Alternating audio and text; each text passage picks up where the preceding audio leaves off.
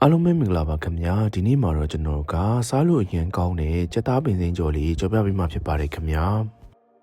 ပထမဦးဆုံးထောင်းထားတဲ့ငရုတ်သီးနဲ့ကြက်သွန်ဖြူတို့ကိုစီးသက်ပါမယ်ခင်ဗျာငရုတ်သီးကတော့မိမိအဆက်စားနိုင်ရင်စားနိုင်သလောက်ထည့်လို့ရပါတယ်ခင်ဗျာကျွန်တော်ကတော့ဆက်ဆက်ကလေးစားကျင်တာမလို့များများထည့်ပြီးတော့မှထောင်းထားပါတယ်ခင်ဗျာပြီးတော့ရင်တော့အတုံးလေးတွေလီထားတဲ့ကြက်သားကိုထည့်ပါမယ်ခင်ဗျာဒီနေရာမှာကြက်သားကိုကြိတ်ပြီးတော့မှထည့်ရင်လည်းရပါတယ်ခင်ဗျာ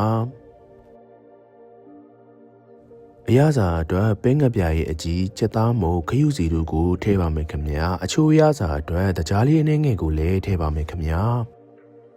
အရသာတွေထည့်ပြီးသွားပြီဆိုရင်တော့တခြားလေးနှံ့သွားအောင်မွေပေးရပါမယ်ခင်ဗျာ